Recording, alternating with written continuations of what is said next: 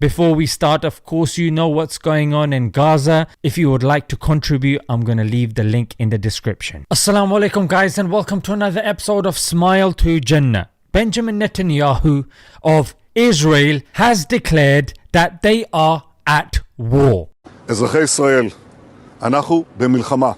Well, this is very strange because the Palestinians have been at war since day one, mate. Since you've taken their lands. But you haven't felt the pinch because the West has been supporting you financially, propaganda-wisely. He cannot read. And even religiously as well. So I've been following the news today and people have called what's happened unprecedented. But before we jump into it, we need to understand the context, because you're not going to be receiving this in the news, because the news is just going to focus primarily on Israeli deaths. So we as Muslims have been hearing this, I think, for the last couple of years. The Al-Aqsa Mosque constantly gets desecrated. The Muslim majority countries like Egypt, Bahrain, UAE, Morocco normalizing ties with Israel.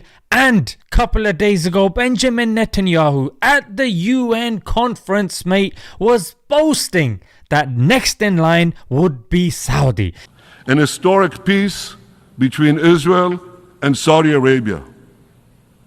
Such a peace will go a long way to ending the Arab-Israeli conflict. It will encourage other Arab states to normalize their relations with Israel. Now look at what happens when we make peace between Saudi Arabia and Israel. The whole Middle East changes. Allow it, Vice Man. And he held up his card and you look, there's no space for Palestinians there. What a slap in the face for all of these leaders that have been supporting him. He just comes out and says, you know what? It's you and me always. Gaza has been under blockade. That's 2 million people. They cannot leave. They have been imprisoned. And what does the rest of the world do? Just watch and say, you know what? Just you know what I mean, just leave it, don't fight back, because they're really strong, you see, and if you fight back, they're just gonna pummel you. So what happens is these guys, they just live and let live. But what happens is Israel slowly encroaches on Aqsa. You know about the third temple, I'm sure you do, mate. The settlers slowly start increasing. They start doing these pogroms in the last 48 hours. There's been a lot going on, frankly. So what happened? This is where the news will start from, yeah? Thousands of rockets were fired from Gaza. The Palestinian fighters entered by land and by air and crossed into Israel. They took Israeli soldiers captive in a place called Sderot. Fighting was taking place between the Palestinians and the Israelis, and the Palestinians even took over the police station. By the time that I recorded this, 100 Israelis have been reported dead. 57 have been taken hostage. Now, what does the UN General Assembly say? Yeah, some people might be like, are you on the side of Hamas? I'm on the side of the UN General Assembly Resolution 3743 in 1982 that permits Palestinian armed resistance. So this is something that's been agreed on the international stage, mate. So naturally Israel has launched an offensive and Israel has killed 200 Palestinians. But lo and behold, you're just going to hear and see the condemnations coming from the likes of Liz Truss, Jordan Peterson, mate, the wolf in sheep's clothing, Boris Johnson, all these guys, you can see them on screen saying, yeah, we stand with Israel, mate. What's happening there is really bad. But what's been happening in Palestine for decades? No, it's both people, mate. You can't blame one of them. When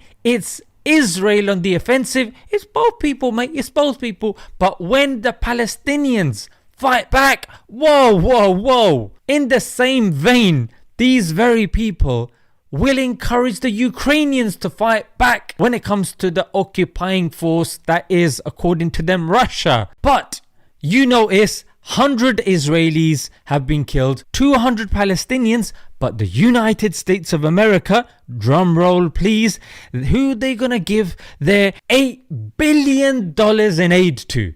Oh yes, that's right, it's the Israelis, yes. But in 2022, just last year, at least 34 Palestinian kids, conservative figures, were killed. So in other words, the US taxpayers' money will be going to taking the lives of innocent kids. Even here, when Israel has bombarded Gaza again today, we saw that they had bombarded this building. You can see the Al Jazeera journalist, as she's reporting, it happens live, mate.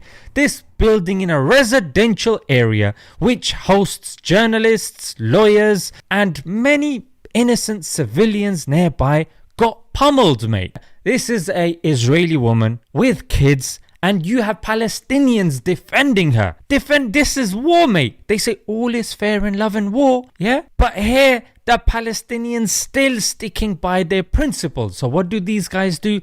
They take offenses by the Israel army and they portray it as, oh, look what the Palestinians are doing. Look what Hamas is doing. Cheap, guys. Absolute cheap.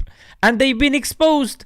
Yeah, not once, not twice, many times. And just to reiterate, those people that say that, look, the Palestinians shouldn't be fighting back because, they're going to be pummeled. Yeah, Israel is a superpower, and you know what? It's just, why would you do it? Well, that's a very good question.